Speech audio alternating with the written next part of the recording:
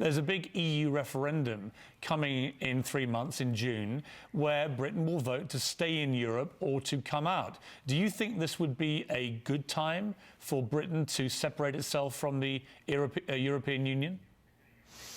Yes. My mother was born, as you know, in Scotland, in Stornoway. And she loved Scotland. She loved it more than anything. She'd go back every year religiously with my sisters, and just had a great feeling for it, and a great love for the people of Scotland. And I think that Britain will separate from the EU. I think maybe it's time, especially in light of what's happened with the craziness that's going on with the migration, with people pouring in all over the place. I think that Britain will end up separating from the EU. That's my opinion.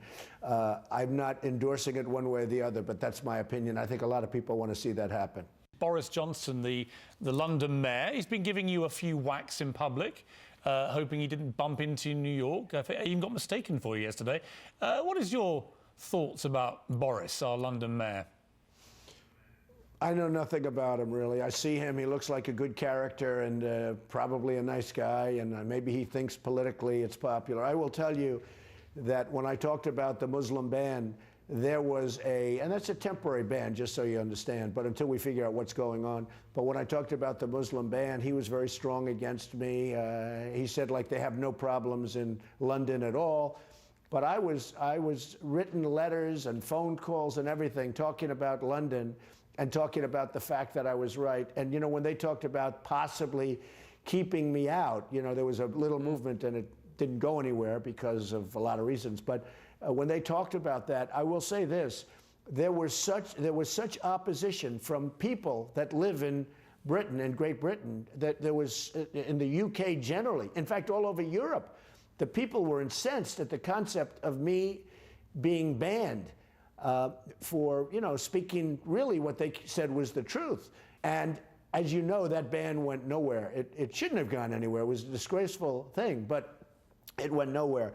But a lot of people, and I mean thousands and thousands of people, were tweeting saying, you're right, Mr. Trump, you're right. And so, you know, I don't know what's going on over there, but I can tell you there is some unrest, and you know that, Piers. Let me turn to the race itself. You are the front runner to be a Republican nominee. There were many when you threw your hat in the ring last summer who thought that you'd be a joke, you'd be out within a few weeks. Now those people are But you knew better, Piers. But you knew better. I wrote a column at the time saying, do not underestimate Donald Trump. I remember. I remember, my friends. You said, you don't know Trump. Are you having fun, Donald? It seems to me you're having an incredible ride on this presidential race, even though you've been getting flack left, right and centre. Are you actually enjoying yourself? I am, because the results are good. I think if I was in last place, you know, I started off with 17 people. 17 people were vying for the title. And I was the only, you know, I'm not a politician, so you have all these senators and governors, and they've been doing it all their lives. I'd never done it before. You know, I've only been doing this for 8 months, Piers. So, you know, people are sort of surprised that I'd be in first place by so much. It's not even first place by a little bit. I'm in first place by 20, 25 points. So it's been, you know, it's been a lot. And we'll know over the next 4 or 5 weeks what happens. But I've really enjoyed it. I think I'm enjoying it because I'm doing well at it. I think if I wasn't doing well at it, I wouldn't be enjoying it. The Donald Trump I know is a good guy, a decent guy, a hard-working man who may have controversial views, but at least I think has opinions on things and has ideas for how to resolve problems, even if we don't agree with them. But there are people here that don't share that view of you. Talk to the people of Britain and give me a message to reassure them. I have a lot of friends in the UK. I have a lot of supporters in the UK, and I saw that when they were talking about doing some kind of a reprimand. The number of people that support me over there is incredible. I have never seen anything like it. It was like an outpouring of love. And that's why that thing never went. You know, very few people even showed up to discuss it when they talked about that ban, that so-called ban, how crazy it is. But very few people ever even showed up to discuss it. You saw what happened. It just fizzled out. I love the UK.